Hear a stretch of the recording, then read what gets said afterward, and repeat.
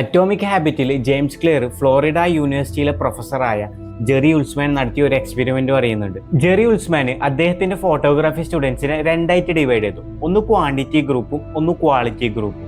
അതിനുശേഷം ക്വാണ്ടിറ്റി ഗ്രൂപ്പിന് ഒരു അസൈൻമെന്റ് എടുത്ത് അവർ എത്രത്തോളം ഫോട്ടോസ് എടുക്കുവോ അതിനനുസരിച്ചായിരിക്കും അവർക്ക് ഗ്രേഡ് കൊടുക്കല്. 100 ഫോട്ടോസ് എടുക്കുന്ന ആൾക്ക് എ ഗ്രേഡ്, 90 ഫോട്ടോസ് എടുക്കുന്ന ആൾക്ക് ബി ഗ്രേഡ്, 80 ഫോട്ടോസ് എടുക്കുന്ന ആൾക്ക് C grade and so on. Quality ഗ്രൂപ്പിന് കൊടുത്ത അസൈൻമെന്റ് എന്താണെന്ന് വെച്ചാൽ അവർക്ക് എ ഗ്രേഡ് കിട്ടണമെങ്കിൽ ഒരു ഫോട്ടോ മതി, ബട്ട് അത് നിയർലി പെർഫെക്റ്റ് ഫോട്ടോ ആയിരിക്കണം. At the end of the semester professor surprised ആയി. വന്ന എല്ലാ പെർഫെക്റ്റ് ഫോട്ടോസും ക്വാണ്ടിറ്റി ഗ്രൂപ്പിന്റെ ആയിരുന്നു. കാരണം ഈ ക്വാണ്ടിറ്റി ഗ്രൂപ്പ് ഈ സെമിസ്റ്റർ ടൈം ഫോട്ടോസ് എടുക്കുന്ന തിരക്കിലായിരുന്നു. അങ്ങനെ അവർ പല ടൈപ്പ് ഓഫ് ഫോട്ടോസും എക്സ്പെരിമെന്റ് ചെയ്ത് അതുപോലെ ഓരോ ഫോട്ടോസൊന്നും വരുന്ന മിസ്റ്റേക്സ് അവർ പഠിക്കുന്നുണ്ടായിരുന്നു. അങ്ങനെ 100 ഫോട്ടോസ് എടുക്കുന്ന പ്രോസസ്സിൽ അവർ അവരുടെ സ്കിൽ ഇംപ്രൂവ് ചെയ്തു.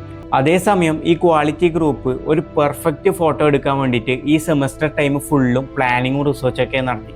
അറ്റ് ലാസ്റ്റ് അവർക്കൊരു സാധാ ഫോട്ടോ മാത്രമേ പ്രൊഡ്യൂസ് ചെയ്യാൻ കഴിഞ്ഞിട്ടുള്ളൂ. ഈ ക്വാളിറ്റി ഗ്രൂപ്പ് ഫേസ് ചെയ്ത ഇഷ്യൂ നമ്മളെ ലൈഫിൻ്റെ പല സിറ്റുവേഷനിലും നമ്മൾ ഫേസ് ചെയ്യുന്നുണ്ട്. നമ്മളൊരു കാര്യം ഫസ്റ്റ് ടൈം ചെയ്യാൻ നോക്കുമ്പോൾ ആ കാര്യം നമ്മൾ പെർഫെക്റ്റ് ആക്കാൻ നോക്കും. അപ്പോൾ ഒന്നല്ലെങ്കിൽ ആ കാര്യം പെർഫെക്റ്റ് ആവില്ല, അതല്ലെങ്കിൽ നമ്മൾക്ക് ആ കാര്യം പെർഫെക്റ്റ് ആക്കാൻ പറ്റാത്തതുകൊണ്ട് തന്നെ നമ്മൾ സ്ട്രെസ്ഡ് ആവും. അങ്ങനെ ആ കാര്യം ഡിലേ ആക്കും, അല്ലെങ്കിൽ കംപ്ലീറ്റ് ആക്കാതെ പോകും. ചില ടൈം പെർഫെക്ഷനെ ചേസ് ചെയ്യാതെ ചില കാര്യങ്ങൾ നമ്മൾ ചെയ്ത് തുടങ്ങിയിട്ട് ഓൺ ദ പ്രോസസ്സിൽ കാര്യങ്ങൾ പഠിച്ചിട്ട് പെർഫെക്റ്റ് ആക്കണം.